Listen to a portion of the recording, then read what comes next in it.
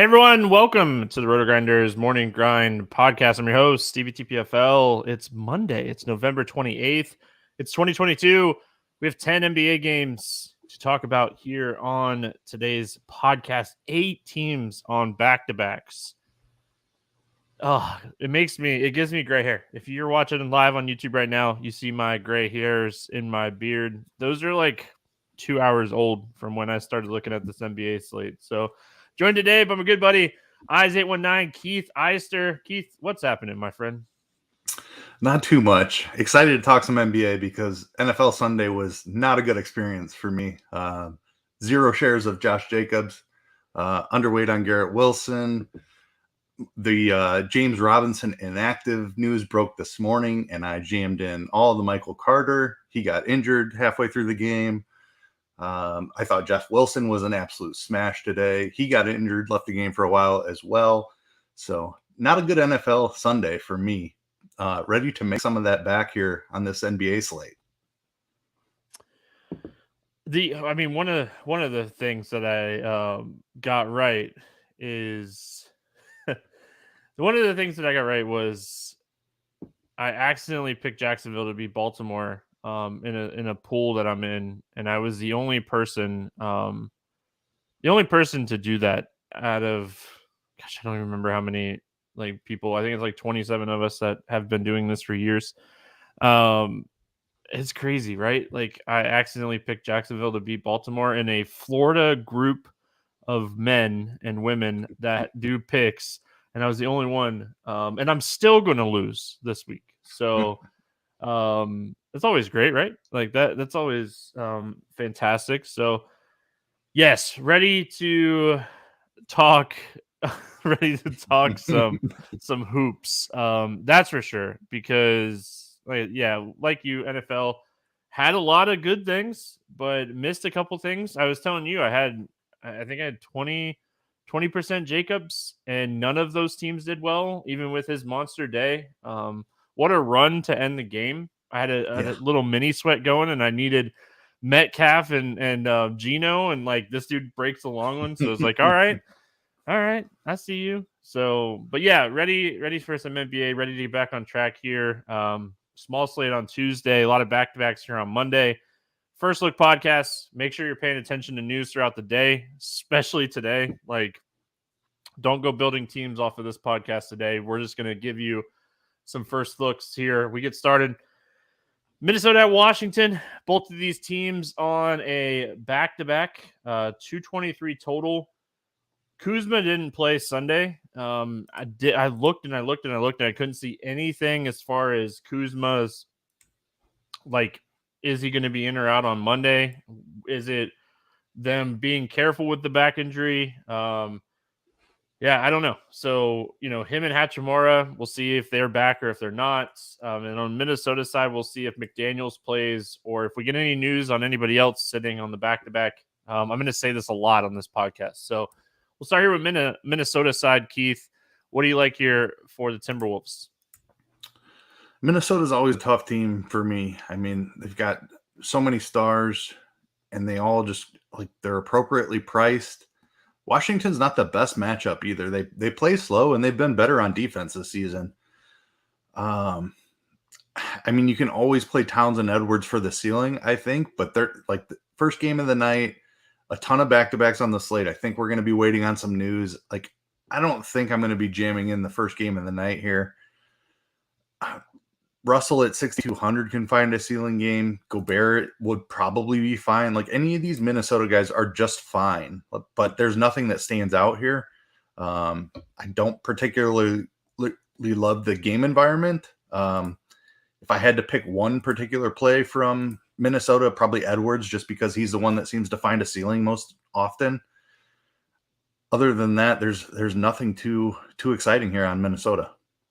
My problem with Edwards is he's still 8,100. I'm with you. I think he is the guy that, like, he can have that night where he shoots, 60% from the field and has a monster game. It's just he's 8,100. Russell's 6,200. I think I'd more likely end up on Russell. I like the Washington side of this game. It's a pace up spot for Washington. This is a back-to-back for both of these teams. Defense would be a little bit sloppier here. So I like the Washington side of this game. So I think if I'm looking at the Minnesota side, if everyone plays and no one sits, probably looking at Russell. And that's really it. I mean, I think everyone else is kind of priced where they should be. Towns at 9,100. He'll have that game every once in a while, but I mean, I don't think he's going to burn me most nights here. So the Washington side is where it's interesting. Bradley Beal, that quad injury, are they going to play him on the second end of a back-to-back after coming back, 7 days ago and, dealing with that quad injury? Are they going to sit him here? Is that why they sat Kuzma the first end of the back-to-back and back spasms issues? Like, that hasn't even been a thing for Kuzma all year. So this is going to be one of those things where, are we going to see Beal? Are we going to see Porzingis? He's played a couple back-to-backs this year, so I don't think it'd be a problem with him. But I think we see Kuzma play, Beal sit, and this Washington side becomes a lot more interesting. Yeah, I kind of agree with your Beal take there. He's been in and out here over the past couple weeks. They sat Kuzma in the first half of this. Kind of seems like Beal would sit here and Kuzma plays. I don't know. Still tough, though. Minnesota does play fast, like you mentioned, so interesting spot. I think you definitely need some guys out to want to target this just because of the pricing here. If Beal is in, everybody's kind of just priced appropriately. Even with Kuzma out on Sunday, like I thought Porzingis was a pretty good play on Sunday. He did not have a great game. Tougher matchup against Boston. I don't know. I'm not overly enthused about anything. Even the cheap guys like Avdia are priced up now, 4,800. Hachimura's missed a couple of games. I'm not overly enthused. And again, just the timing on a big slate here being one of the first games of the night. Like, I don't think I get to a ton of Washington here unless we get something like both Beal and Kuzma out. Then I'd have a lot of interest in Porzingis. Again, tried that Sunday with Kuzma out. Didn't have a big game, but maybe Beal out too helps Porzingis a little more. Avdia is cheap enough. He's playing a ton of minutes. I think he's in play, but not jumping off the page, and wouldn't necessarily want to lock up a ton of roster spots here early in the night. Weird game. I mean, the spot overall seems like it's beatable if some of these guys sit because it is a matchup spot. Morris becomes interesting. Kaspert becomes interesting if Beal sits. I mean, if Beal and Kuzma sit, obviously that opens up a lot. If everyone plays, I mean, might be just a spot where these guys are all priced where they should be, and we move on to the next one, which is Atlanta at Philadelphia. No total in this game, back-to-back for both teams. I mean, Joel Embiid did not play Sunday. They said he could potentially return. I don't think they play him in this game. I mean, they don't play again until Wednesday or Thursday, so this really would give him like an extra 3 days of rest. Harden, I don't expect him to play, and I don't expect Maxey to play. On the Atlanta side, I think really the only guy that we're kind of watching here is Clint Capella. Like dental pain. So I mean, what is going on with that? Yeah, I mean, listen, if you had teeth work done like in the morning or something, I don't know, maybe ate too much turkey. I don't know. Let's go to the Atlanta side of this game first. No total in this game, but I think the total will end up being pretty solid. What are your thoughts here in Atlanta? Yeah, it's tough. Obviously, Capella matters. And Okongwu is the guy that you immediately think of, but he's had 2 chances now without Capella, and he hasn't really performed in either one of them. Over 30 or at least 33 minutes in each of the last 2 games. He's still really cheap. Like, you would think this guy would have smashed with 33 minutes of run in the last 2 games, and it just hasn't happened for him. So I don't know if Embiid is in there. There's no way I'm playing Okongwu, even at 4,300 if Capella is out. I don't know. Would have to take a longer look here. If Embiid is out, because it theoretically should be a good matchup. Philadelphia loses a lot of size without Embiid, obviously. Like you're going to get Harrell and Reed and guys like that at the 5. Okongwu should be able to win that matchup, but I'm very concerned about his last 2 performances. I don't know. I think this game and whether I'm targeting it depends on Embiid playing. If Embiid is in, I might just skip this game entirely. If he's out, there's going to be some pieces I want to play on Philly. We just saw Milton smash on Sunday. They've been playing a ton of minutes without Harden and Maxey in there as well. So I will look harder at Atlanta exposure if Embiid is out again. I don't love Trae Young and Murray at their prices playing together. If Embiid is there, maybe it's a more winnable match for them without Embiid. But overall, I'm not too excited about the game environment with Embiid. And without Embiid, Atlanta pricing is still tough. I would have a little bit more interest there, but nothing jumping out immediately. Trae Young, you play him for the ceiling. Okongwu for the price and the minutes he's been getting if Capella is out. John Collins has been awful this season. I don't think I can go there, even at a ridiculously low 5,500. It's tough. I again, another early game. I might just skip it because of a big slate here. I mean, on the Atlanta side for me, Trae Young, always looking at like player props for him. Head on over to our sponsor Sleeper and maybe take his over on points.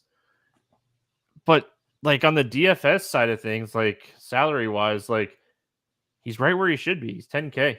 Like he will have those games he goes for 60, but most nights he's going to live in that like 45 to 55. This is a 10-game slate. It's not a 4-game slate. We're not going to be looking as much at raw points. We're looking for ceiling. I'm the opposite of you. If Capella sits, I actually do have some interest in John Collins. We saw his rebound totals go up a lot against Miami. With Philly, with no Embiid, they've been rebounding a lot worse. So John Collins, just some easy buckets off of easy rebounds. I think at 5,500, he'd be playable in this spot.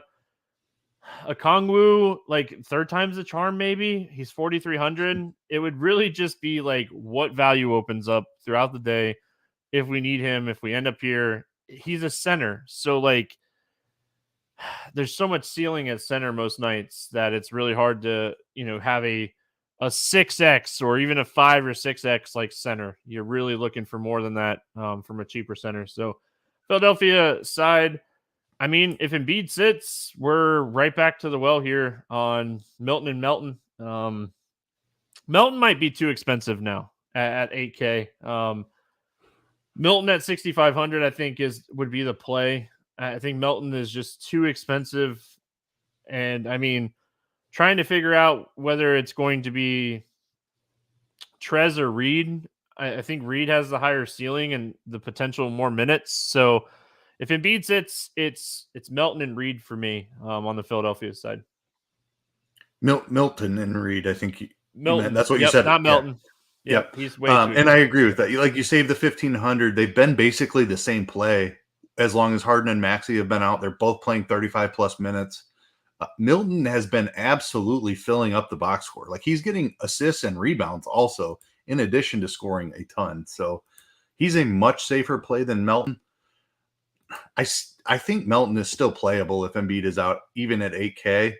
It's a very uncomfortable price, and you need him to score probably 30 actual points, 25 at least. But he's shown that ability here. He's going to be out there for 35-ish minutes more than likely without Embiid. So definitely more of a tournament play. Milton would be maybe in the cash game conversation because his price hasn't risen as high. But yeah, Milton definitely safer. I don't mind Melton as a deep tournament play. Harris, a guy that like he's a safer play, not a guy that ever shows off a ton of ceiling. He's about priced appropriately now for Embiid being out these last few games. I like the Paul Reed call. I think he has more ceiling than Harrell. We saw that one smash game. I think it was the first game that Embiid missed, and then he was pretty good on Sunday again. So don't mind going back to Paul Reed. Agree that the two cheaper guys, Milton and Reed, would be the favorite plays. I would mix in a little bit of Melton. If Embiid is in, everybody's too expensive, and I don't think I play anybody here. Oh, yeah. I mean, I think Milton, not Melton, could still be potentially playable with no Harden at his price if Embiid plays. I don't think Embiid hurts him as much as some of these other guys, but I mean, I'm not playing Melton either way, so it doesn't really matter. But I think like if Shake Milton, if with Maxey's out too, right? Like he's still out. So with Maxey and Harden out, I think Milton is too. Gosh, these guys, their names. I think he's still very playable regardless of who plays. The rebound numbers probably go down, but maybe the assist numbers go up with Embiid on the floor. I still think he'd still get his 12 to 15 shots even with Embiid playing. So he's in play regardless for me.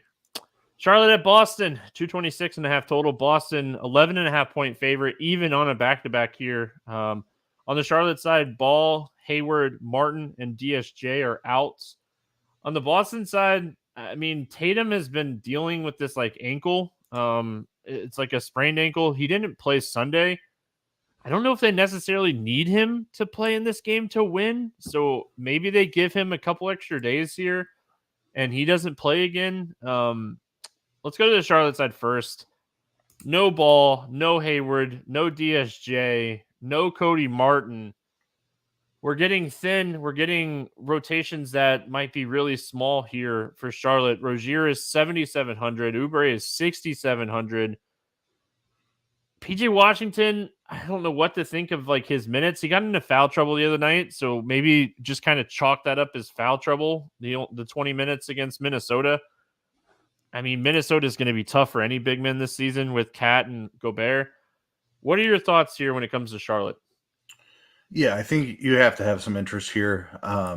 If Tatum sits, if Tatum is in, this might be a bit of a blowout here. But as long as Tatum sits, I have a lot of interest in the Charlotte side.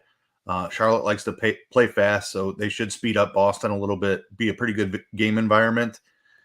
Rozier, I think at 7,700 is a great play. Boston hasn't been as strong defensively this season, so I think we could see like Charlotte keep it a little bit close if Tatum is out.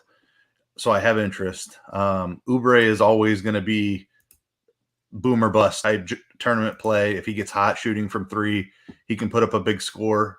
He could also completely dud on you. You nailed Washington. It was foul trouble is the only reason that he played 20 minutes, I think. He's been comfortably over 30 for the majority of the season, so I wouldn't be scared off of PJ Washington. Should get a little bit more usage without Hayward, no LaMelo. Like there's a lot of usage to go around here with Hayward and LaMelo out, even DSJ. So I had interest here, and Boston isn't as scary of a matchup as they have been, especially if Tatum sits. So definitely interested in the Charlotte side here. Rozier is the top play. Oubre is an elite tournament play. I think you can mix in Washington and Plumlee as well. My question to you is someone like Theo Maledon, who, I mean, he probably doesn't come off the floor in a blowout, and he should have decent, like, I just don't see, I don't see him not playing 25 minutes in this game. Like, is he someone at 3,600 that needs to be in the conversation today?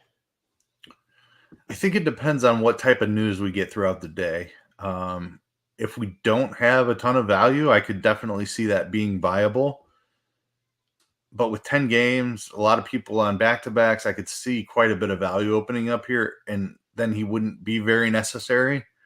But I don't know. I mean, his value is potentially really strong though at 36, even with value opening up, especially if Tatum doesn't play. No. Yeah. I mean, it is. I think there could be better value. But yeah, I mean, he's in play. I don't hate that call. I don't know. Like it would just depend on what's available. If we don't have much news early in the day, maybe I could jam a bunch of it in, but I don't know. He'd be fine, but probably like a 10 to 15% play, not like one of the elite values on the slate, I don't think. He's just interesting, I think, because I mean, I don't see the minutes really being a thing. Like K Jones the other night, I think he just kind of benefited from like Washington getting into foul trouble. I don't think he's like a thing like that. We need to play him because he had a really good game the other night.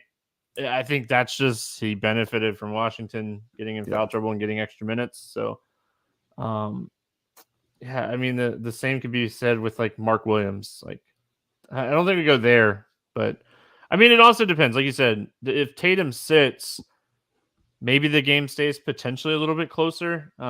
Let's talk about, Boston, the other side of this game. Like, Jaylen Brown's going to put up 20 plus shots. We know that. If Tatum sits, I'm saying, like, if Tatum sits, Washington's going to have a bigger role. Smart's going to have a bigger role. Does Horford play? I mean, we'll see. I feel like he's someone they could be very careful with on the second end of a back-to-back in a game where they probably don't need him. So what are your thoughts here on Boston? Yeah, if Tatum sits, Brown is going to be one of the best plays on the slate. He was very popular on Sunday. He didn't explode or anything. He was fine.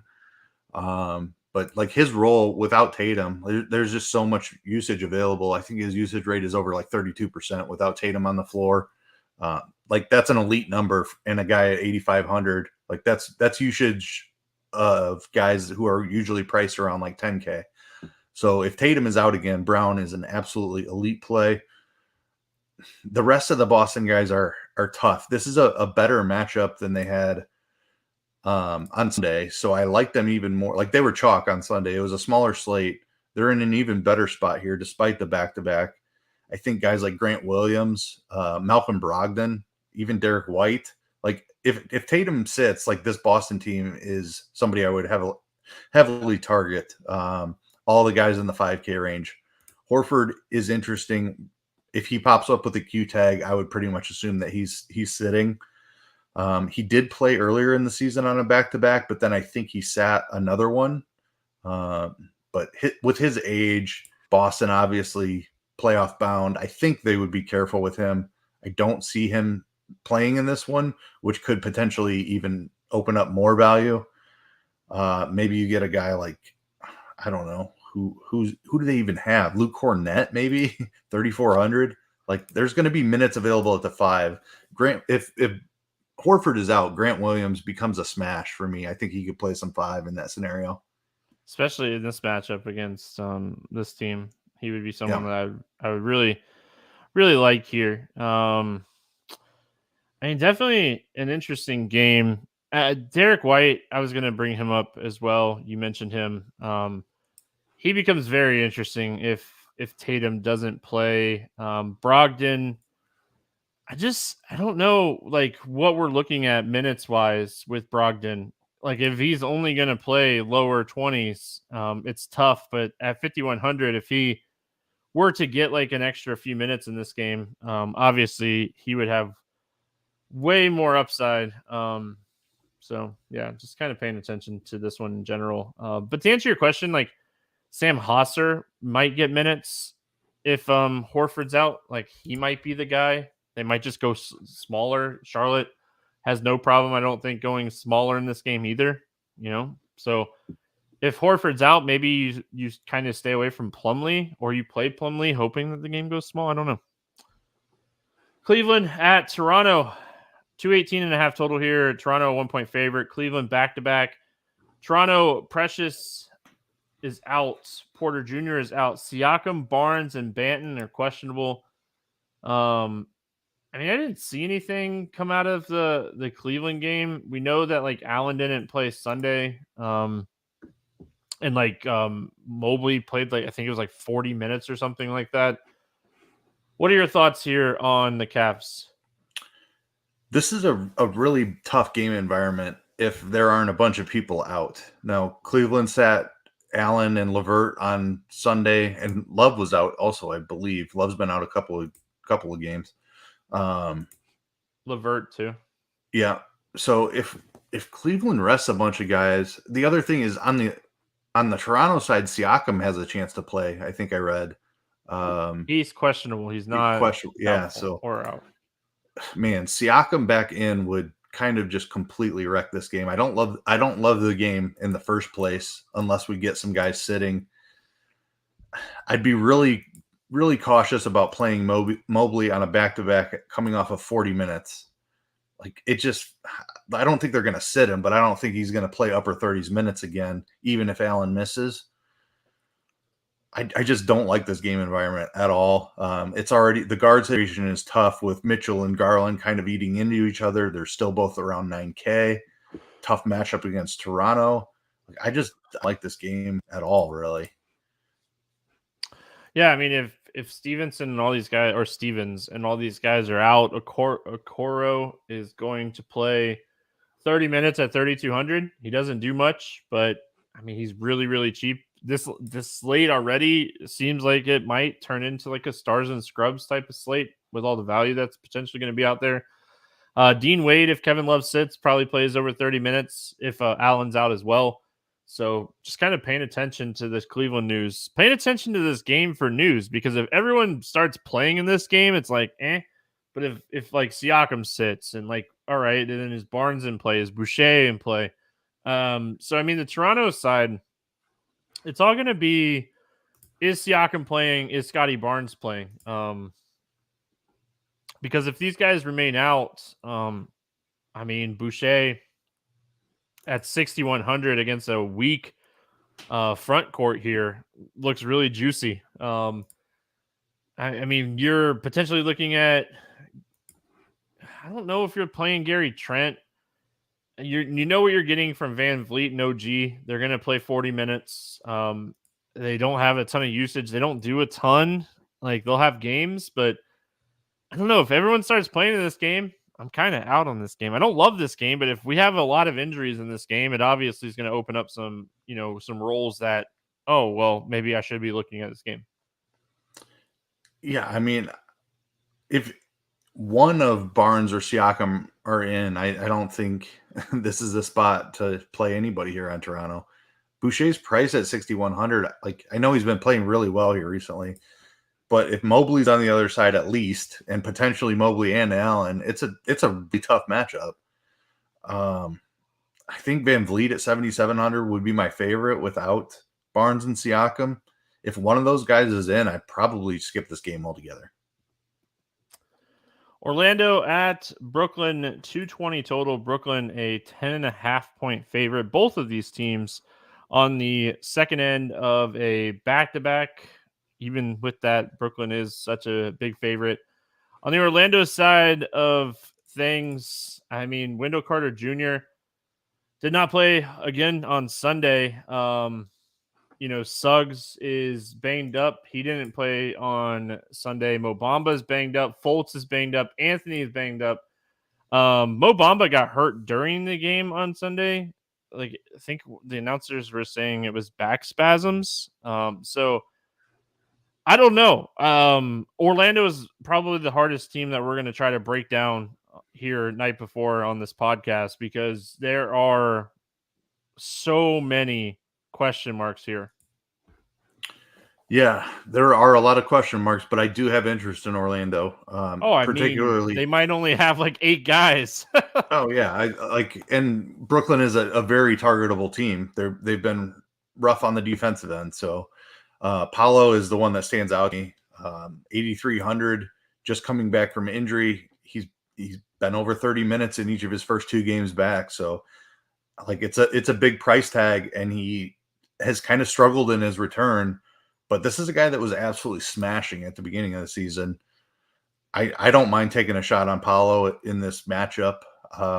Bull struggled on Sunday. Franz struggled on Sunday. Their prices are elevated, so I think you definitely need Wendell Carter out to consider those guys, but they would both be in play if Carter misses again. Suggs being out would increase the ball handling role of both Paolo and Franz. So Carter and Suggs really the two I'm keeping my eye on. I know it was a tough game for them on Sunday. Neither one of them really had big games, but I could see them both going nuts in the spot here against Brooklyn. So if Wendell Carter's out again, Paolo and Franz in particular, I would have a ton of interest in. If Wendell Carter sits, Mo Bamba sits, Moritz Wagner is 4,400. He came back a couple games ago. Played 26 minutes against Philly when Mo Bamba left the game on Sunday. Just someone to kind of note, because this is a guy that can really stack up rebounds and assists and get easy buckets as well. So just throwing that name out there. That's a I don't great know. call. Like, And I yeah, believe I'm checking now. I believe Brooklyn is still the worst. Yeah. Their rebounding percentage is the absolute worst in the league. So this is a phenomenal rebounding spot for any Orlando big men that are in there. yeah. I mean, like, I don't know if I get to like RJ Hampton or Gary Harris or anybody like that, but I just wanted to throw that name out there. Play the brothers. There you go. I There you like it. go. Yeah, pretty sure like they are actual brothers, right? Am I Yep. crazy? I'm pretty I sure believe they are. so. Yep. I'm pretty sure. I'm the Magic fan. um, I mean, on the Brooklyn side of this game, I mean, I'll keep kind of hammering this home. With everyone healthy, Durant's going to have those games where he's going to have big games, but I mean, they're just so expensive. Like Ben Simmons is really the only guy that I have any interest here in Brooklyn. Maybe Claxton, if all these guys sit. Yeah, I mean, I completely agree with you there. This is a great matchup. Orlando's terrible on the defensive end, but Durant is too expensive with Simmons playing so well, with Kyrie back. He's just not going to hit his ceiling as often as we're used to when he had done everything for this team. 11-1 is a big price tag. There are other studs I would much rather pay up for. Potential blowout for Brooklyn here. I don't think I want to take on that risk with Durant. I generally prefer playing Durant over Kyrie, but saving almost $3,000 to play Kyrie, I would much rather take the shots on Kyrie hitting a ceiling. He's still not even one of my favorite plays here. I think you nailed it with Simmons. He's priced up now to where he should be, but we're working on like 6 games straight of Ben Simmons being legitimately good after looking awful to begin the season. The rebounds and the assists are there. He did take a step back last game in his shots. He only took 3 shots, but he had been in that like 10 to 13 range the previous like 5 games. So if Simmons is going to put 12 to 15 points in along with his 8-ish rebounds and assists, like he's absolutely in play. He's going to accumulate some steals and blocks as well. So Simmons at 7,100 is the preferred play here. I like the Claxton call, especially if Carter is out and they're short on big men. We assume Bamba is going to be out as well. Could be a good spot for Claxton. I want to play this game. Should be a pretty good game environment. A lot of points scored. If Durant struggles a little bit, some of these other guys could definitely pick up the slack. Simmons, Claxton would be my 2 favorites. Royce O'Neal is going to be out there for the minutes as well. Wouldn't hate a tournament shot on him. The only other person I'm going to throw out there is just because he's been chucking, is Seth Curry. Over 9 shot attempts in 4 straight games, played at least 24 minutes in all 4 games. He's chucking right now. He's shooting the ball well, over 40% in 4 straight games. So just throwing it out there. He's 4,100. Probably doesn't come off the floor early if this game's not close. So there you go, Seth Curry. All right, OKC at New Orleans, 232.5 total in this game. New Orleans a 4.5-point favorite. Hey, no back-to-back here. It feels like it's been a while. We haven't got to say that a lot. Looking at the injury news here on the Thunder side, Holmgren is out. On the New Orleans side, Ingram is doubtful. McCollum, as of right now, is out. Little is out, and Nance is questionable. Let's go to the Thunder side first here. What are your thoughts here on OKC? This is one of my favorite games on the slate. I think the OKC side is pretty easy. SGA has been doing absolutely everything. 10-5 is a big price tag, but he has proven to be in that elite tier. Just as a basketball player in general, he's taken another step forward. He's looking like an all-star this season. And as a fantasy player as well, he has accessed that ceiling extremely often this season because there's really no one else on this team that can do much outside of like Giddey. Dort can do a little bit, but SGA is a phenomenal play. The injuries on the New Orleans side open up their salaries a little bit, so I want to play a lot of the New Orleans side. SGA is a super easy run back. I think you can include Giddey in that conversation as well. Another guy that can just fill up the stat sheet. He's appropriately priced at $7K, but this is a game environment I want to target. I'm going to have a lot of exposure to the New Orleans side, so SGA and Giddey will be heavily involved in my script. The OKC rotation outside of those two guys is really difficult. Dort will be out there for the minutes, has struggled as a fantasy producer, so not terribly interested. And then anyone else, their minutes are so volatile. I don't see myself targeting anybody else here from OKC, but I love SGA and I have interest in Giddey. Yeah, man, SGA it just seems like every night he is in play. I like the Giddey call, especially with no Ingram. I think that is an excellent call. Going to the New Orleans side of this game, I mean, if there was ever a time for Zion to get a few extra minutes and have a monster game, I mean, if this game stays remotely close, he should crush here. Trey Murphy is someone at 4,600. Like, we talked about a lot of value on this slate, but this spot obviously offers a ton of value. Yeah, I mean, it seems like a really juicy spot, and I mean, I'm going to be overweight on a lot of these guys. I'm not too concerned about the Devontae Graham minutes from the other night. They were getting blown out for Memphis. He didn't get like his final rotation in that game. So yeah, I mean, him at 3,600 is someone that I think I'll be overweight on as well. Yeah, I absolutely love this spot for New Orleans. Brandon Ingram doubtful, probably not going to put CJ McCollum out. COVID protocols. That leaves a ton of usage available. Zion has been a massive guy in the past. The minutes have been inconsistent. They've been conservative with him. Like, this seems like a spot where if he gets 34, 35 minutes, he should absolutely smash. Like he should have as much usage as he can handle. Oklahoma City has been awful against big men. Like, this is an absolute Zion smash spot. And he's underpriced too, even for his normal role. He's only 7,900. We've seen him upper 8Ks really often, and he's been really playable at that price. So it's 7,900 in this matchup. Absolutely love Zion. I don't even mind Valanciunas. I won't play as much, probably just because they've had a propensity to take him off the court a little bit too much. But he's cheap enough. He's smashing this matchup. I mentioned Oklahoma City's struggles against bigs. And then the point guard spot I'm really interested in as well. They've been reluctant to play Alvarado over 30 minutes in this spot. So Alvarado probably grabs the start from McCollum again. But you mentioned the guy that I have more interest in, Devontae Graham at just 3,600. Like, he's probably going to play off the bench. But if he can get upper 20s minutes here in this spot, I love that price tag for Graham. I could definitely see him smashing that. And then the 4K guys in Herb Jones and Trey Murphy, I have interest in as well. I think New Orleans will be probably my highest exposure on the slate.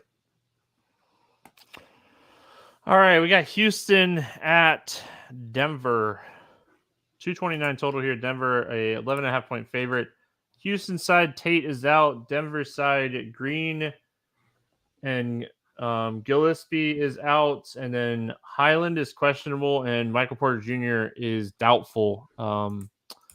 Starting here with Houston, I mean, they're healthy. Tough matchup against Denver. What are your thoughts here on Houston? Yeah, tough matchup against Denver is right. I mean, Jalen Green, KPJ can put up a ceiling in any spot, but this is a really tough spot. We just saw Jalen Green go nuts. His price tag has come up. Kevin Porter Jr. is really expensive as well. So in this matchup, I'm not really loving either of those guys. Şengün, another guy that just went berserk in the last game. He's up to 6,900 now, but the minutes are starting to stay like 35 minutes. I think was just because he was playing so well. But even before that, he had been like in that 28 to 30 minute range, and he's always been a huge per minute producer. Just a tough matchup here. So I want to play some Denver guys. Jokic is pricey and has had trouble accessing the ceiling, but like, this matchup against Houston is fantasy gold. So great spot for Denver. I really want to look for a run back. Just struggling to find it at this point. Smith at 6K is interesting. He's been playing 30-plus minutes consistently. I think Jabari Smith might be my favorite option. Like Şengün smashed in the last one. That held Jabari's production down a little bit, I would say, and even his minutes. I'll go back to Jabari before I went to Şengün. I think he also has power forward ability over just a straight center. So that's interesting. Nobody else really playing a ton of minutes. KJ Martin also. He didn't see the minutes in the last game, but he did smash the game before that. I don't know. I think he's playable at 4,100. We'll see. Like their big man rotation has been a little bit crazy here with Fernando missing. Like they're not going to run Garuba out there a ton though. So I think Jabari Smith and maybe a sprinkle of KJ Martin would be my way to play the Houston side here. The only thing that I'll point out as far as like KJ Martin, the game that he played 34 minutes was the game that Şengün missed the other night. So just throwing that out there as far as KJ Martin. I just don't know like if he's the guy that I end up getting value from on a 10-game slate with, was it 8 teams on back-to-back? So Jabari Smith would probably end up being my favorite play from Houston. The Denver side, I mean, no, like Michael Porter Jr. doubtful. If he were to sit, Bones Highland, if he were to sit 2, then that's where I think like I'm starting to get a little interested in like Bruce Brown, maybe even like a KCP type of thing. So what are your thoughts when it comes to the Denver side? Yeah, the injuries are something to keep an eye on. MPJ being out would open up some usage for other guys like Bruce Brown, Aaron Gordon. So definitely keep an eye on that. KCP, as you mentioned. I think my favorite play on the Denver side is Jamal Murray. Like when he's out there, we've seen him play over 2 minutes here consistently. This is an up-tempo game here with Houston. Anytime a team is being pushed in pace, I always like to target the guards. Houston also turns the ball over a ton, so Murray should be able to get a couple of steals here. He's 7K. If he's going to play 32 minutes, I have a lot of interest in Murray. I think this is a fantastic matchup for him. Fair enough. And Jokic, obviously, like the ceiling has been, Jokic. Yeah, it's just been hard for him to find a ceiling with MPJ in there and Murray as well. But he's still like one of the elite fantasy producers in the game. It's not like he's 12K. He's still 11-4. That's not ideal. But this matchup, he could absolutely smash too. So I think he'll be low owned just because he hasn't found his ceiling very often here. But this is a great spot where I could easily see him just crushing. I'm going to really quickly take Michael Porter Jr. off the floor and put Jokic and Murray on the floor on Court IQ. I think that's going to look pretty good here. It's honestly, it doesn't really do anything for Jokic. It gives him more usage. He's not averaging more fantasy points per minute. I think anytime you see a usage bump for someone like Jokic, that's good. I think the fantasy points will follow eventually. So, I mean, I think that is definitely a spot where he has a ceiling. It's just we're going to have a ton of value today as well. So we'll have to see how it kind of plays out. But yeah, I do, even though friends don't let friends play Jokic, I think this is a decent spot to look at Jokic today. Chicago at Utah, 234.5 total in this game. Utah, 2.5 point favorite. I was a little shocked by this game having a line. I really didn't think that this game would have a line posted, but it does in a few different places. Ball out, Caruso questionable for Chicago, Conley and Gay out for Utah. But I think the biggest news, one of the biggest news pieces that we have on the entire slate as far as non-back-to-backs go, is Lauri Markkanen is questionable with a knee injury. So, I mean, that could be a huge difference in this game. But let's start here with the Chicago Bulls. I mean, Utah's a beatable defense for sure. Chicago will probably end up trying to push the pace in this game. I mean, they both play top 15 in pace. What are your thoughts here on the Chicago Bulls? Yeah, the pace numbers in this game when I was looking really surprised me. Chicago was a team that played slow last year. They've been playing much faster this year. Utah is a completely different team, but we've traditionally thought of them as a defensive and slow team. They're kind of the complete opposite this year. This is actually a really exciting game.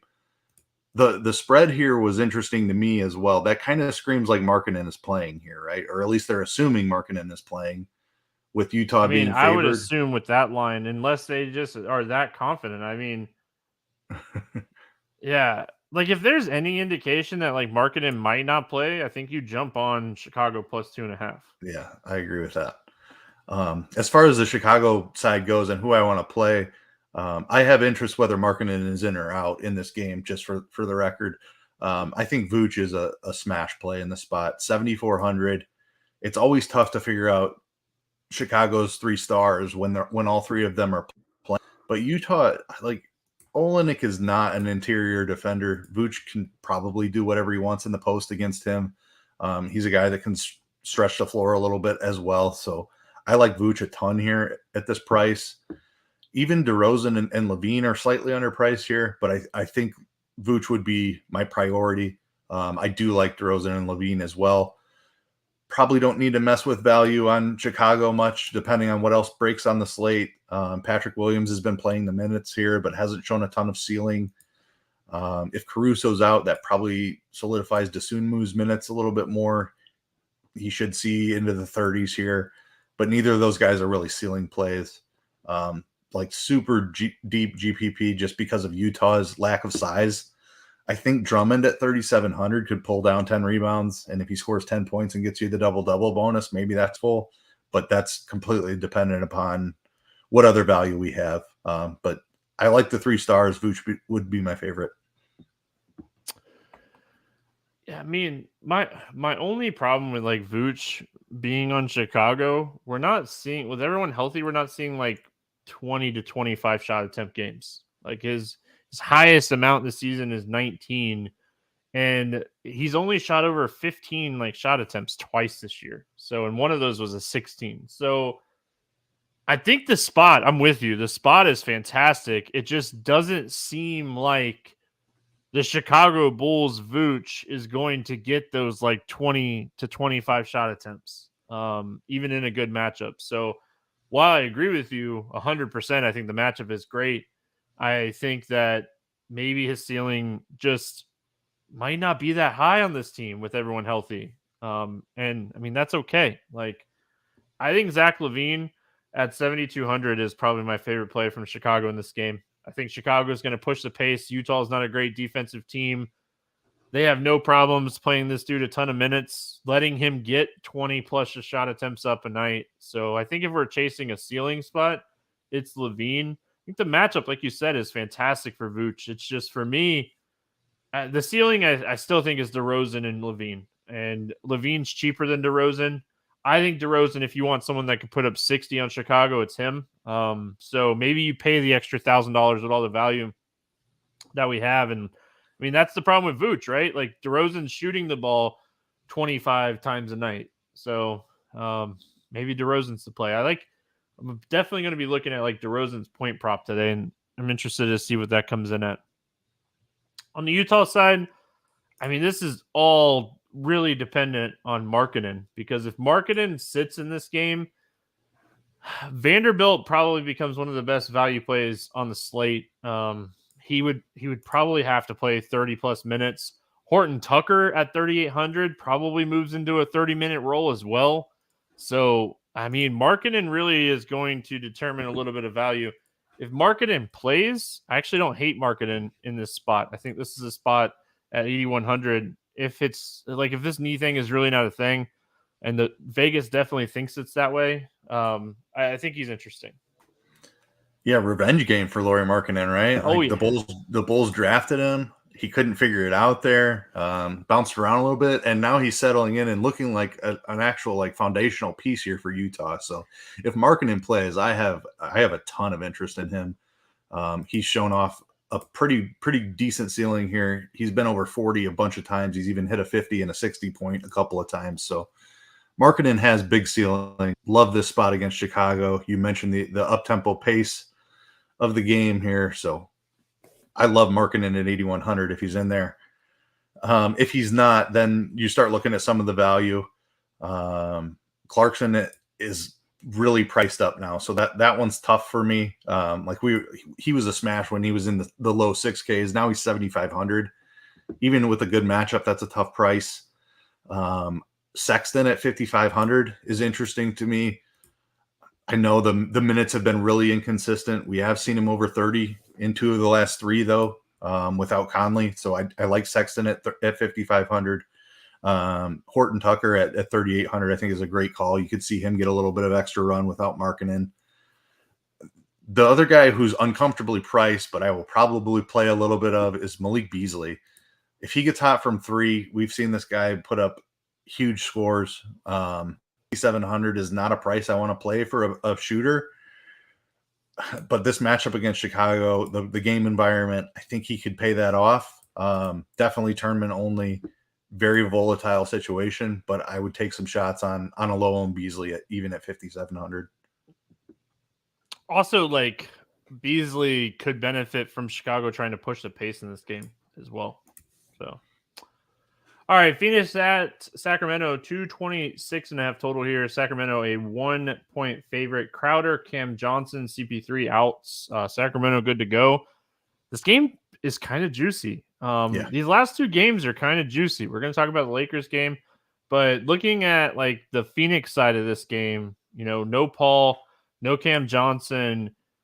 I mean, Ayton is 7,700 against Sacramento. I mean, that price seems really, really good, especially but like how he's been playing. Like, he's gonna need to play 35 minutes in this game with Sabonis on the other side. Like, I kind of like him.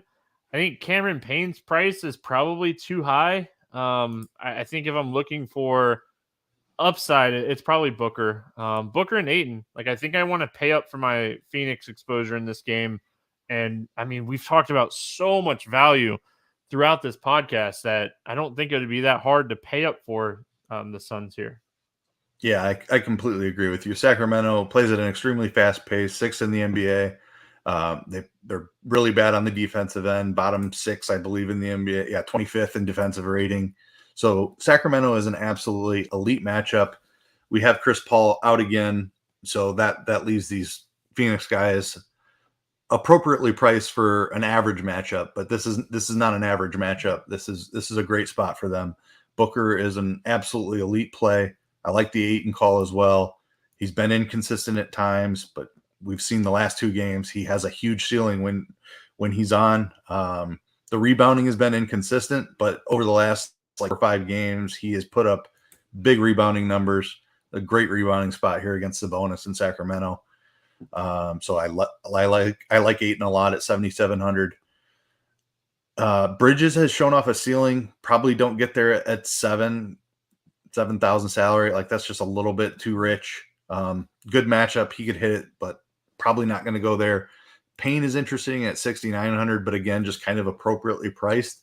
So I completely agree with you. It's Booker and Ayton that are the 2 that I want to get the most exposure here on Phoenix.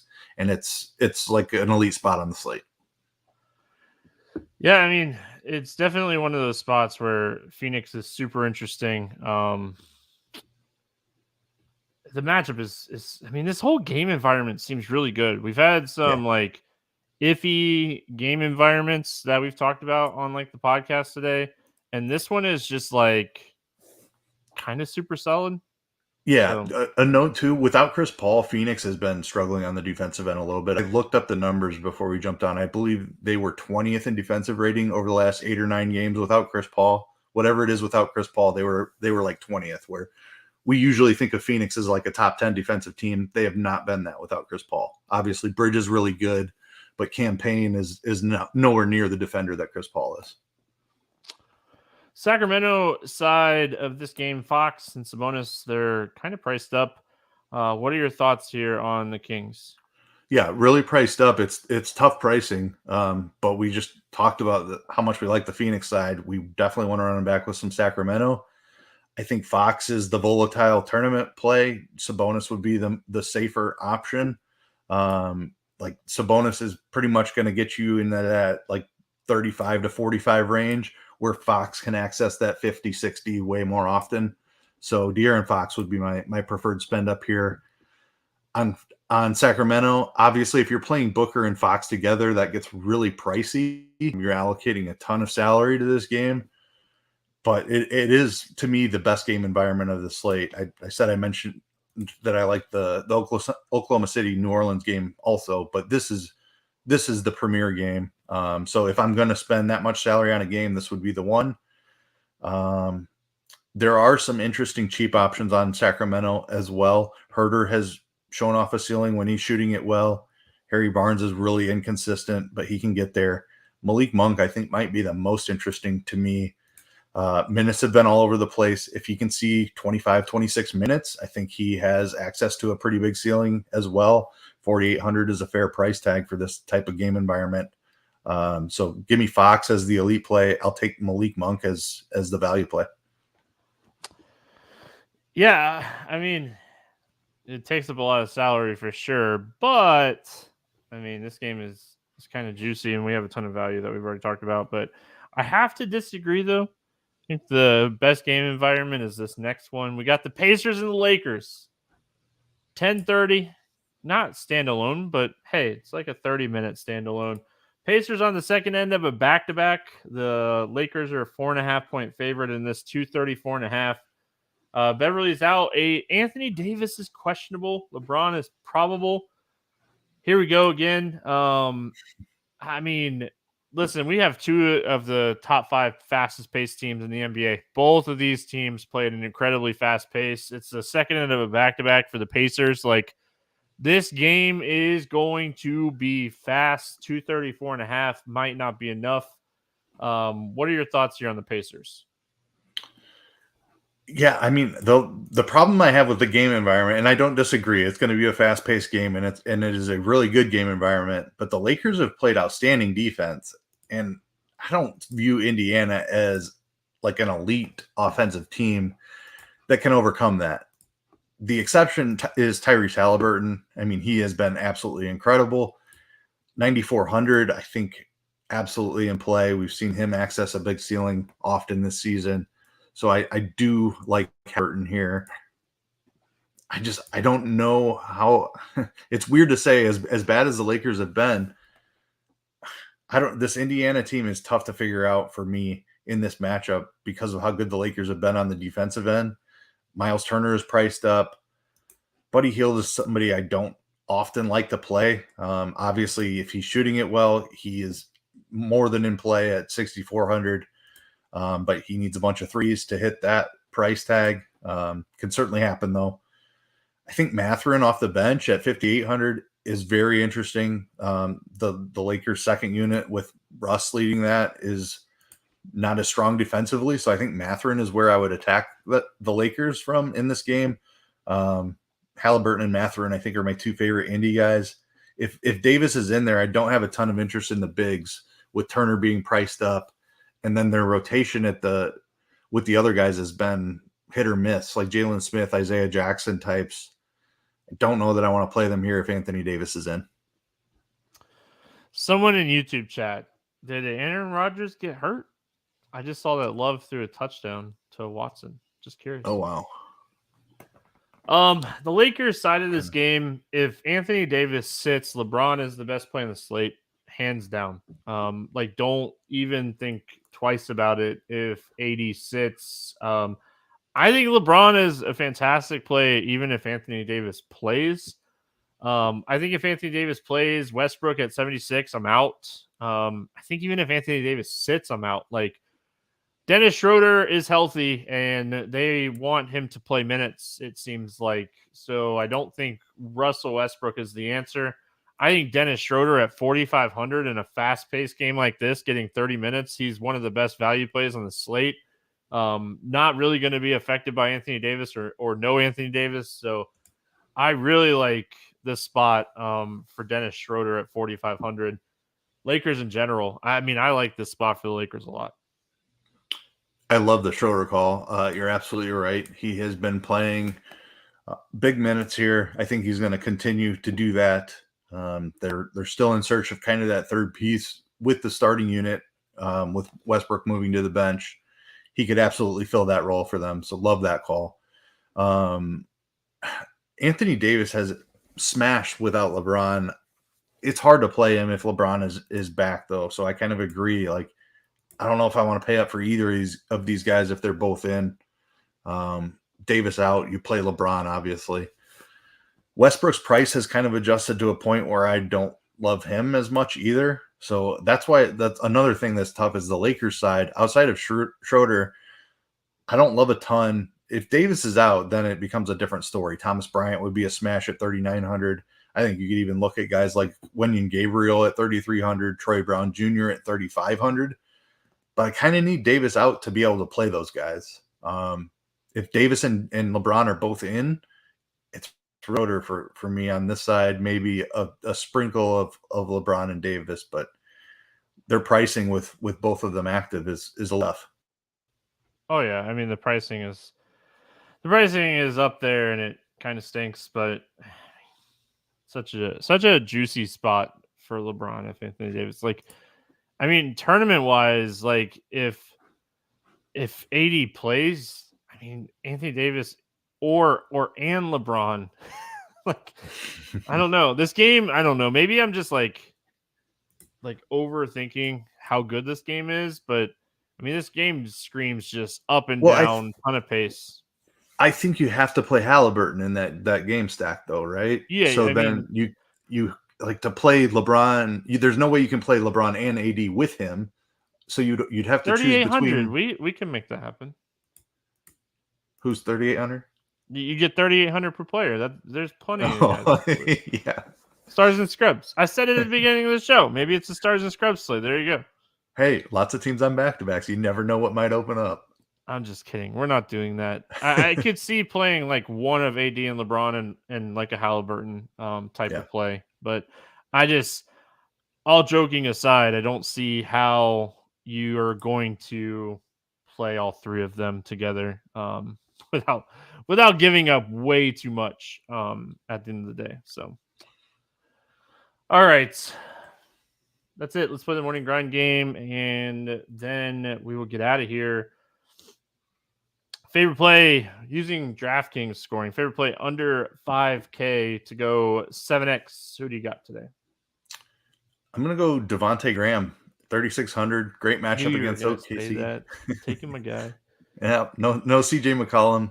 Alvarado has not played over 30 minutes all season long, so Graham should get his like 26 to 28 minute run. Great spot for him. I knew you were going to say that. I always write down 2 on this question just because of that, but I'm going to go Dennis Schroeder. I think that I love that one too. Yep. It doesn't really matter if Anthony Davis plays or not for Schroeder for me. I think that he is kind of earning this role, and if he can get this role of playing 30 minutes a night especially in this matchup, it's going to be fantastic. So I'll go Schroeder. Over 8K to go under 5X. Who is your bust today? I'm going to go Durant here. Simmons playing really well. Kyrie back. Blowout risk against that Orlando. I won't have any Durant, so I'll take him as the bust. Yeah, I mean, he's kind of been my default answer here the last week or so. I don't know. Everything tells me to go DeJounte Murray here. I know he can like have those ceiling games, but I'm going to go DeJounte Murray at 8,900 in this spot. Favorite 6X play today? It's Zion for me. This is an absolute smash spot for Zion. He's too cheap. Give me 32 minutes at least, and he's going to crush that 7,900 price tag. I like that one. I like that a lot. I think he is someone that is just he's underpriced today. I think you could really take advantage of it. The more I think about this spot, the more I like this guy. Like I didn't come on the podcast thinking like I was gonna fall in love with this guy today, but I'm gonna go DeMar DeRozan for 6X today.